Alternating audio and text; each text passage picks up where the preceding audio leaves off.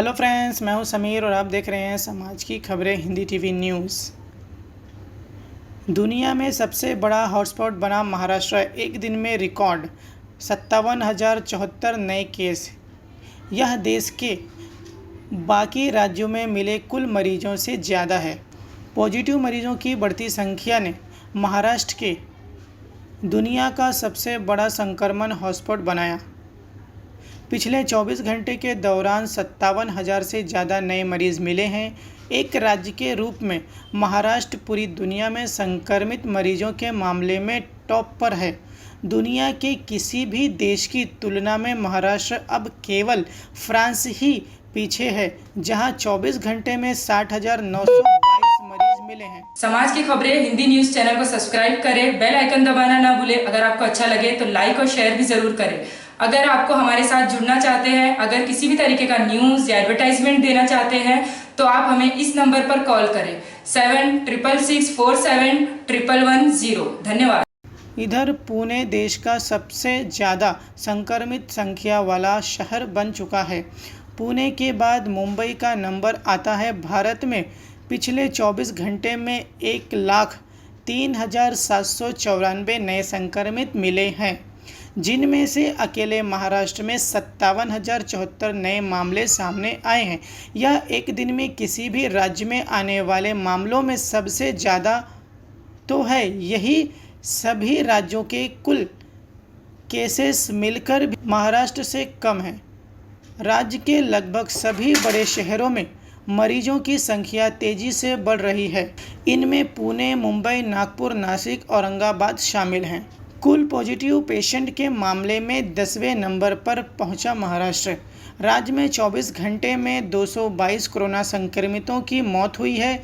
यह अब तक 30,10,597 लोग हैं इस महामारी की चपेट में आ चुके हैं। मौत का आंकड़ा 55,878 हो चुका है। कुल केस में महाराष्ट्र की तुलना दूसरे देशों से करें तो वह 10वें नंबर पर है। इससे ज़्यादा केसेस अमेरिका, ब्राज़ील, खुद भारत, फ्रांस, रूस, ब्रिटेन, इटली, तुर्की और स्पेन में ही हैं। 30 अप्रैल तक वीकेंड लॉकडाउन की घोषणा की सरकार ने। महाराष्ट्र सरकार ने कोरोना को हराने के लिए 30 अप्रैल तक कोविड वीकेंड लॉकडाउन का ऐलान किया है। अब प्रदेश में हर हफ्ते शुक्रवार रात 8 बजे से सोमवार सुबह 7 बजे तक सख्त लॉकडाउन रहेगा, जबकि हर रात 8 बजे से सुबह 7 बजे तक नाइट कर्फ्यू जारी रहेगा। दिन में मास्क, सोशल डिस्टेंसिंग जैसे प्रतिबंध जारी रहेंगे। प्रदेश में कोरोना संक्रमण की समीक्षा के लिए रविवार को मंत्रिपरिषद के आपदा के बैठक हुई। इसके बाद महामारी से निपटने की नई गाइडलाइंस जारी की। उद्धव सरकार की नई गाइडलाइन के मुताबिक साप्ताहिक लॉकडाउन और कोविड नियम को सख्ती से लागू करने का फैसला मंजूर किया गया। रात 8 बजे से सुबह 7 बजे तक मेडिकल और अन्य बेहद ज़रूरी सेवाओं के लिए छूट रहेगी। वहीं सुबह 7 बजे से रात 8 बजे तक 5 से अधिक लोगों को इकट्ठा होने की अनुमति नहीं होगी। दवा, दारू और सब्जी, फल जैसे सामानों को छोड़कर सभी तरह की दुकानें बंद रहेंगी। बेहद ज़रूरी सेवाओं से जुड़े लोगों और कर्मचारियों को टीकाकरण कराना पड़ेगा।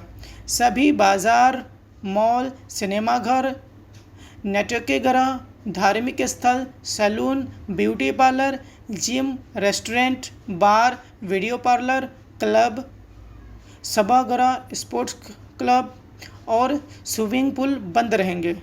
बागीचा, चौपाटी, समुद्र किनारे जैसे सार्वजनिक स्थल 8 बजे से सुबह 7 बजे तक बंद रहेंगे।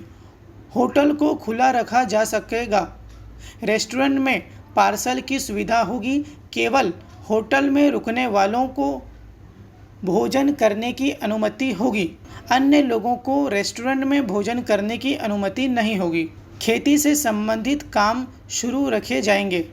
ई कॉमर्स सेवाएं 7 बजे से शाम 8 बजे तक नियमित जारी रहेंगी। होम डिलीवरी करने वाले 45 साल से ज़्यादा उम्र के कर्मचारियों को टीका करना जरूरी होगा। 45 साल से कम उम्र वाले कर्मचारियों के लिए कोरोना RT-PCR जांच रिपोर्ट आवश्यक होगी। यह रिपोर्ट 15 दिन में हर बार बदलनी होगी। यह रिपोर्ट सिर्फ 15 दिन तक ही वैलिड होगी। यह फैसला 10 अप्रैल से लागू होगा। ऐसा नियम कोरोना वाले कर्मचारी यह फैसला 10 अप्रैल से लागू होगा। ऐसा नहीं करने वाले कर्मचारियों से 1000 रुपये और संबंधित दुकान या संस्था से 10,000 रुपये का जुर्माना वसूला जाएगा। सड़क किनारे खाने पीने के सामान की दुकान लगाने वालों से भी गुजारिश की गई है, सुबह 7 बजे से रात 8 बजे तक सिर्फ पार्सल सेवा दे सकेंगे। पार्सल के इंतजार में खड़े ग्राहकों को सोशल डिस्टेंसिंग के नियम का पालन करना पड़ेगा। अखबार की छपाई और वितरण जारी रहेगा, लेकिन अखबार बांटने वालों को वैक्सीन लगानी होगी। प्रोडक्शन यूनिट और उस कैंपस में कोरोना नियमों का पालन करना होगा। कंस्ट्रक्शन का काम चलता रहेगा, लेकिन कंस्ट्रक्शन साइट पर ही मजदूरों और कर्मचारियों के रहने का इंतजाम करना होगा। केवल सामग्री के ट्रांसपोर्टेशन की अनुमति होगी। कोरोना होने पर किसी भी मजदूर को नौकरी से नहीं निकाला जा सकता। बीमार मजदूर की छुट्टी के दिन का भी वेतन देना होगा। कर्मचारियों की जांच की जिम्मेदारी ठेकेदार की होगी। किसी सोसाइटी में 5 से अधिक कोरोना मरीज मिलने पर संबंधित इमारत को मिनी कंटेनमेंट जोन में घोषित किया जाएगा। सोसाइटी के सामने मिनी कंटेनमेंट जोन का बोर्ड भी लगाया जाएगा। इमारत में बाहर के आने जाने वालों पर प्रतिबंध होगा। बेहद जरूरी सेवाएं छोड़कर बाकी प्राइवेट ऑफिसेज रहेंगे बंद। स्वास्थ्य मंत्री राजेश टोपे ने बताया कि राज्य में बेहद जरूरी सेवाओं को छोड़कर प्राइवेट ऑफिसेज पूरी तरह से बंद रहेंगे। प्राइवेट ऑफिसेज के लिए पूरी तरह से वर्क फ्रॉम होम जरूरी होगा। फाइनेंशियल सर्विसेज देने वाली कंपनियां जैसे कि बैंक, स्टॉक मार्केट, बीमा कंपनी, मेडिकल और टेलीकम्युनिकेशन सेक्टर के ऑफिसेज खुले रहेंगे। डिजास्टर मैनेजमेंट और बिजली पानी सप्लाई से संबंधित कार्यालय खुले रहेंगे। सरकार की कार्यालय 50% कर्मचारी क्षमता के साथ खुले रहेंगे।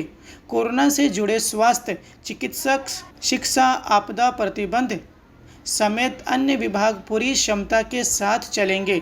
मंत्रालय और सरकारी कार्यालयों में टीकाकरण करवाने वाले को ही आने जाने की अनुमति दी जाएगी। राज्य में 24 घंटे वैक्सीनेशन की तैयारी शुरू की गई है। राज्य में कोरोना संक्रमण के बढ़ते मामलों के बीच एक अच्छी खबर है कि शनिवार को राज्य में वैक्सीनेशन के रिकॉर्ड का 4,62,000 डोज दिया गया।